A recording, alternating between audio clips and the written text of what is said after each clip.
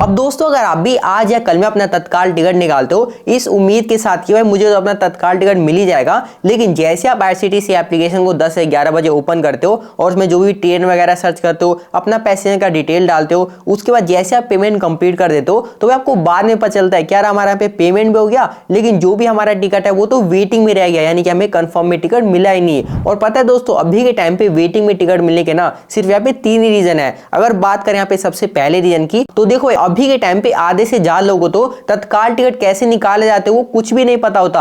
देखो ना ही तो उनको ये पता होता है कि कितने बजे हमें आईआरसीटीसी एप्लीकेशन में लॉगिन कर जाना है, कौन से पेमेंट मेथड से हमें पेमेंट करना पड़ता है, कौन कौन सी इंपॉर्टेंट सेटिंग करनी होती है, भाई कुछ भी नहीं पता होता। वो बिना किसी टाइम को देखे हुए अपना कभी भी अपना तत्काल टिकट निकालने चले जाते हैं, जिससे होता ही है कि उनको यहाँ पे वेटिंग में टिकट मिल जाता है, कंफर्म भी मिलता ही नहीं है। उसके बाद बात करें यहाँ पे दूसरे प्रॉब्लम की, तो देखो ये प्रॉब्लम ना आपको आईआरसीटीसी एप्लीकेशन में देखने को मिलती है, यानी कि जैसे आप 10 से 11 बजे एप्लीकेशन को ओपन करते हो तो उसी टाइम जो भी आपका एप्लीकेशन है यहाँ पे लोडिंग और लॉगआउट टाइम की प्रॉब्लम शुरू हो जाती है, यानी कि एप्लीकेशन आपका गोल गोल घूमने लग जाता है, या कभी कभार तो आपका बार बार एप्लीकेशन जो है क्रैश आता है। उसके बाद देखो गलती से अगर आपका एप्लीकेशन ओपन हो जाता है तो जैसे आप ट्रेन वगैरह सर्च करने लग जाते हो ना, उसी टाइम भाई सभी ट्रेनों में आपको यहाँ पे वेटिंग में टिकट शो करने लग जाता है, क्योंकि जितने भी एजेंट लोग होते हैं, जो भी सॉफ्टवेयर सेल करने वाले पर्सन होते हैं, उसी टाइम भाई सारी टिकटें ले लेते हैं, जिससे कि आपको किसी भी ट्रेन में यहाँ पे मतलब कंफर्म में टिकट शो ही नहीं करता। और देखो भाई हम ये भी मान चल देते हैं कि गलती से आपको किसी भी ट्रेन में यहाँ पे अवेलेबल में सीट शो कराया जाता है, लेकिन जैसे आप सारा डिटेल वगैरह डाल के एंड पेमेंट वाले पेज पर जाते हो पेमेंट करने के लिए,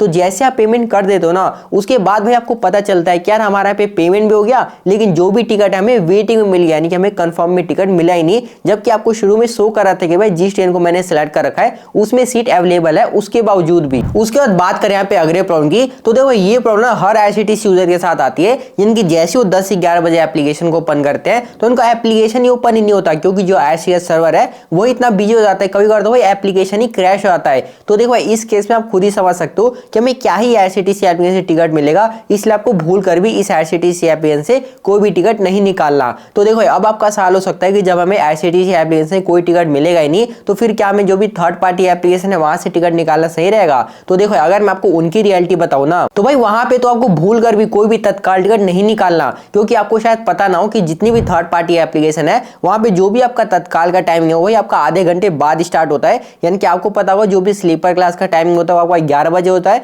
और जो भी एसी क्लास का टाइमिंग होता है वो आपका 10 बजे होता है। लेकिन ये जितनी भी थर्ड पार्टी एप्लीकेशन है वहां पे जो भी स्लीपर का टाइमिंग होता है वो आपका भाई 11:30 बजे होता है, और जो भी एसी क्लास का टाइमिंग होता है वो आपका भाई 10:30 बजे से स्टार्ट होता है। तो आप ये खुद ही समझ सकते हो जब यहाँ पे आधे घंटे बाद स्टार्ट हो रहा है तो क्या ही हमें तत्काल टिकट मिलेगा, क्योंकि तत्काल टिकट तो आपका 2 से 3 मिनट के अंदर ही सारा यहाँ पे खत्म हो जाता है। इसलिए आपको भूल कर भी जितने भी थर्ड पार्टी एप्लीकेशन है वहां से कोई भी आपको तत्काल टिकट नहीं निकालना। उसके बाद बात करें यहाँ पे तीसरे प्रॉब्लम की, तो देखो जो भी आप इस आईआरसीटीसी एप्लीकेशन में अपना सारा डिटेल डालने में टाइम पास करते हो, यानी कि अपना ट्रेन वगैरह सर्च करते हो, उसके बाद पैसेंजर का डिटेल डालते हो, उसके बाद आप अपना पेमेंट कंप्लीट करते हो, जिसमें कि भाई आपका आराम से 1 से 2 मिनट या कभी कभार तो 3 मिनट भी खत्म हो जाता है। और आपको पता हो अगर इतने से ज्यादा टाइम आपका खत्म हो गया तो भाई आपको सभी ट्रेनों में यहाँ पे वेटिंग लिस्ट शो करने लग जाएगा। तो देखो कैसा होगा पे सारा जो भी डिटेल डालो इसको अगर आप ऑटोमेट कर दो, यानी कि सारा काम आपको ऑटोमेटिक हो जाएगा, कुछ करना ही नहीं पड़ेगा, तब तो भाई आपको आसानी से कंफर्म में तत्काल टिकट मिल ही जाएगा। इसलिए भाई इन सभी कामों को ऑटोमेट करने के लिए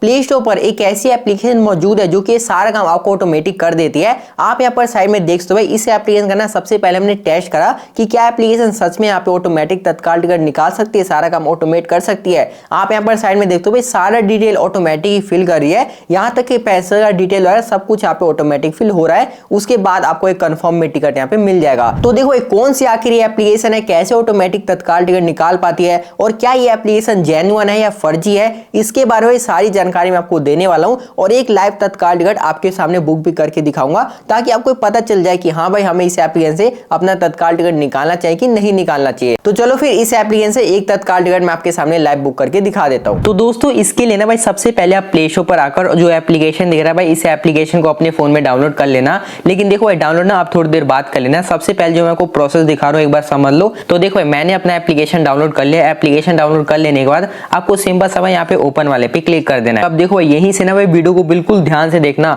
अगर आपने एक भी गलती कर दी तो भाई आपका ऑटोमेटिक तत्काल टिकट निकल ही नहीं सकता। तो देखो सबसे पहले तो भाई ऊपर में आपके सामने 6 ऑप्शन देखने को मिल जाता है, आपको यहाँ पे क्लियर नजर आ रहे हैं। तो लेकिन देखो हमें तो भाई मतलब अपना कंफर्म तत्काल निकालने से, तो भाई इसके लिए ना आपको यहाँ पे क्विक तत्काल लिखा है, आपको इसी वाले पे क्लिक कर देना है। उसके बाद आपके सामने देखते हो फॉर्म खुल के आ चुका है। उसके बाद ना आपको यहाँ पे न्यू फॉर्म जो लिखा है आपको भाई इसी वाले पे क्लिक कर देना है।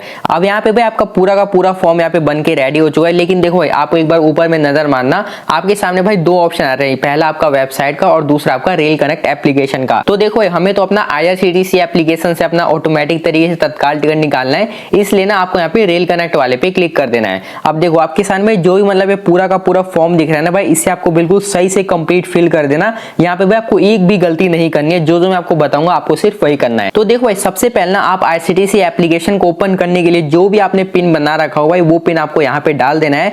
उसके बाद पिन डाल देने के बाद आपको थोड़ा सा नीचे आके और जर्नी डिटेल के अंदर जहां से और जहां तक जाना चाहते हो वो अपना जर्नी डिटेल डाल देना। उसके बाद आपको अपना डेट डाल देना है कि जिस भी डेट को जाना चाहते हो वो डेट डाल देना। उसके बाद आपको यहाँ पे भी क्लास सेलेक्ट करने के लिए आता है। तो देखो भाई आपके सामने मतलब काफी सारे भी क्लास देखने को मिल जाते हैं, तो आप अपने हिसाब से कोई सा भी क्लास सेलेक्ट कर सकते हो। उसके बाद आपको यहाँ पे कोटा भी सेलेक्ट करना होगा, तो सिंपल से आपको ये वाले पे क्लिक करके और भाई जिस भी कोटा में आप अपना टिकट बुक करना चाहते हो वो कोटा आप यहाँ पे सेलेक्ट कर सकते हो। उसके बाद आपको यहाँ पे भाई ट्रेन नंबर भी डालना पड़ेगा, जिस भी ट्रेन में आप टिकट बुक करना चाहते हो वो ट्रेन का यहाँ पे नंबर डाल देना। उसके बाद आपको थोड़ा सा और नीचे आना है। अब देखो यहाँ पे जो भी आपका पैसेंजर का डिटेल है वो डालना पड़ेगा। उसके बाद थोड़ा सा और नीचे आना है। अब देखो यहाँ पे ना जो भी आपका मोबाइल नंबर होगा वो यहाँ पे मोबाइल नंबर डाल देना और यहाँ पे आपको पेमेंट मेथड भी बता देना कि भाई आप किस मेथड से आप पेमेंट करना चाहते हो। देखो आपके सामने पे नेट बैंकिंग, डेबिट कार्ड या UPI से करना चाहते हो वो आप सेलेक्ट कर सकते हो। तो भाई फिलहाल के लिए हम यहाँ पे UPI अपना सेलेक्ट कर लेते हैं। उसके बाद आपको थोड़ा सा और नीचे आके जो भी पेमेंट मेथड है, तो हमने यहाँ पे UPI सेलेक्ट कर रखा था, तो हम यहाँ पे भीम UPI वाले पे क्लिक करके और हमने यहाँ पे भीम वाले पे क्लिक कर दिया।